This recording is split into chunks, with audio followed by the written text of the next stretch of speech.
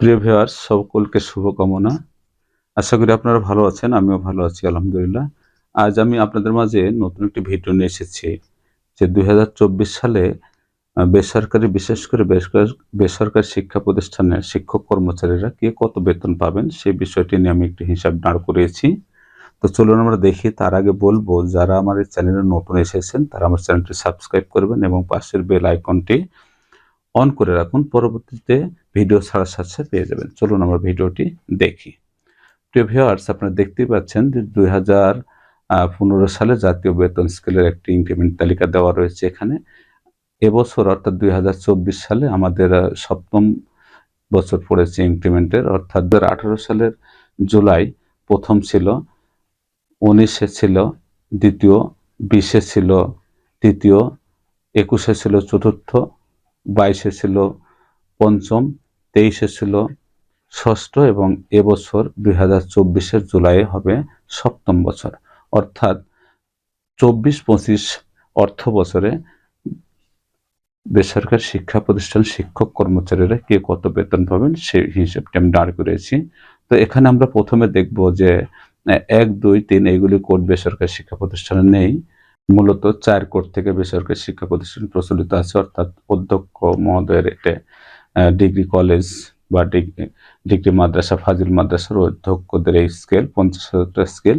৫০,০০০টা স্কেলে ইনক্রিমেন্ট সহ দাঁড়ায় ৬৫,৮২০ টাকা। এখান থেকে ১০% কর্তন এবং আপনার বাড়ি ভাড়া এবং অতিরিক্ত যে ৫% সব উৎসাহ বোনাস দেওয়া হয়, সবকিছু মিলে ৬৪,০২৯ টাকা প্রাপ্য হবেন। ৫ কোড অর্থাৎ ইন্টারমিডিয়েট কলেজ বা আলিম মাদ্রাসা, সমমান মাদ্রাসা অধ্যক্ষ মহোদয়েরা পাবেন ৪৩,০০০ টাকা তাদের স্কেল। তাদের সপ্তম বছর অর্থাৎ এবছর হবে, স্কেল দাঁড়াবে হলো, মূল বেতন হবে ৫৮,৫৬০ টাকা।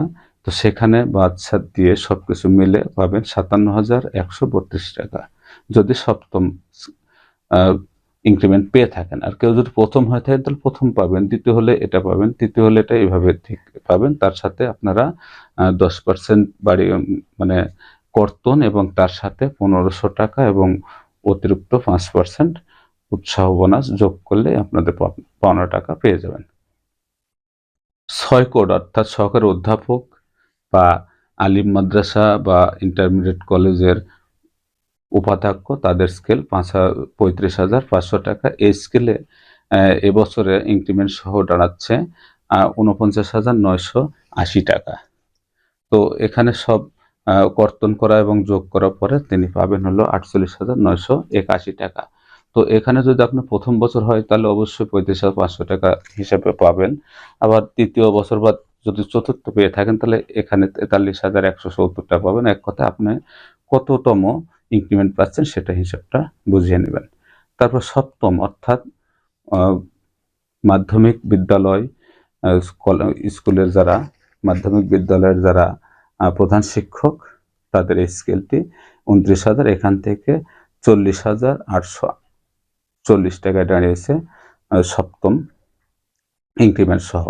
তো এখানে তারা সবকিছু বাদ ছাড় দিয়ে পাবেন হলো ৪৮,৯৮১ টাকা, ৪০,৯৮১ টাকা, ৪০,২৯৮ টাকা। তারপরে অষ্টম গ্রেড আসুন। এখানে অষ্টম গ্রেড দুইটি আছে, যেটা সহকারী হেডমাস্টার অর্থাৎ মাধ্যমিক বিদ্যালয়ের সহকারী হেডমাস্টার অথবা স্কুল কলেজের যারা আছেন, কলেজ বা মাদ্রাসায় ১৬ বছর ১০ বছর পরে যে গ্রেড প্রাপ্ত হয়েছেন অষ্টম গ্রেড, সেই গ্রেডের মানে শিক্ষকরা বা লেকচারাররা পাবেন হলো ২৩,০০০ স্কেল হিসাবে। তাদের এখন দাঁড়াবে সপ্তম ইয়েতে ৩২,৩৯০ টাকা, বাদ ছাড় দিয়ে পাবেন ৩২,২৭১ টাকা।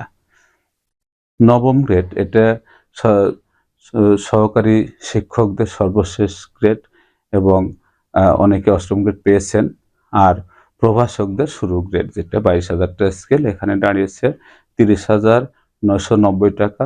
এখানে কর্তন বাদ দিয়ে এবং ইনক্রিমেন্ট বাড়ি ভাড়া সহ যোগ করে এখানে 30,941 টাকা প্রাপ্য হবেন। 10 গ্রেড অর্থাৎ যারা বিএড সহ সহকারী শিক্ষক হিসেবে ঢুকেছেন তারা 16,000 টাকা স্কেলে বেতন পাচ্ছেন। সেই স্কেল ইনক্রিমেন্ট সহ 22,550 টাকায় দাঁড়িয়েছে এবছর ইনক্রিমেন্ট সহ, এবং তারা প্রাপ্য হবেন সবকিছু বাদ দিয়ে 22,638 টাকা। 11 গ্রেড অর্থাৎ যারা সহকারী শিক্ষকে আসছেন কিন্তু আপনাদের বিএড নেই, তারা 12,500 টাকা স্কেলে বেতন পান। তারা যদি 4টি অর্থাৎ 4টি ইনক্রিমেন্ট 60টি ইনক্রিমেন্ট পেয়ে থাকেন, বা এটা 60টি ইনক্রিমেন্ট পাওয়ার কথা না, কারণ 2 বছর বা 3 বছর 4 বছরের মধ্যে সবাই বিএড কমপ্লিট করে থাকেন।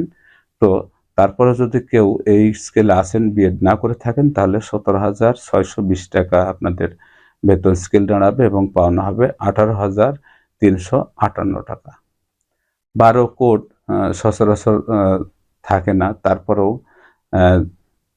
13 এরকম থাকে না, 14 কোড থাকে 10,200 টাকা স্কেলে। এখানে তাদের দাঁড়াবে 14,400 টাকা। সেখানে বাদ দিয়ে ইনক্রিমেন্ট বাড়ি ভাড়া বা অন্যান্য সবকিছু যোগ করার পরে 15,460 টাকা পাওনা হবে।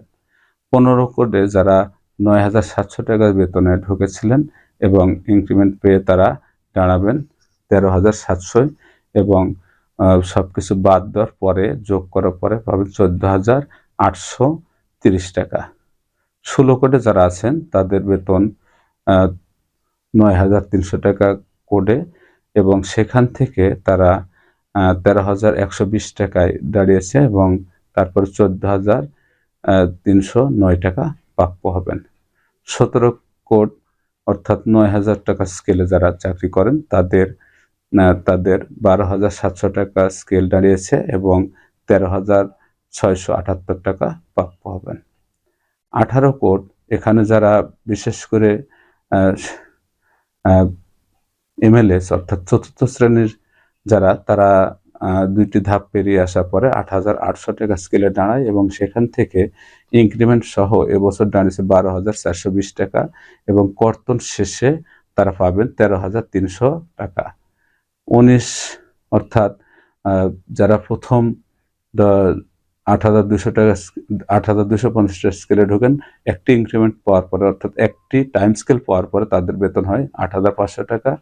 ওই স্কেলটা এবছর দাঁড়িয়েছে 12,000 টাকা এবং 12,998 টাকা, 985 টাকা পাওনা হবেন। এবং 20 কোড অর্থাৎ যারা প্রথমেই এই 20 কোডে ঢুকেছেন এ পর্যন্ত কোনো টাইম স্কেল পাননি, তাদের বেতন 11,650 টাকা, এবং এর সাথে আপনারা রাখবেন যে ইনক্রিমেন্ট এর সাথে আপনার 10% কর্তনের পরে 1,000 টাকা আর 1,500 টাকা যোগ করে যেটা হবে সেটাই তারা পাবেন। তো প্রিয় ভিউয়ার্স, আমার বেসরকারি শিক্ষা প্রতিষ্ঠানের শিক্ষক কর্মচারীদের যে বেতন পাওনা পেতে পারেন সম্ভাব্য, এখানে অথবা কিছু কম বা বেশিও হতে পারে। তো এটাই আমার একটা হিসাব ছিল। ভিউয়ার্স, আমার ভিডিওটি এই পর্যন্তই ছিল। যদি ভিডিওটি ভালো লেগে থাকে তাহলে লাইক কমেন্ট শেয়ার করবেন, এবং কোনো প্রশ্ন থাকলে আমার কমেন্ট বক্সে লিখে দেবেন, আমি উত্তর দিয়ে দেবো ইনশাল্লাহ। সবাই ভালো থাকুন, সুস্থ থাকুন সেই কামনায় শেষ করছি। আল্লাহ হাফেজ।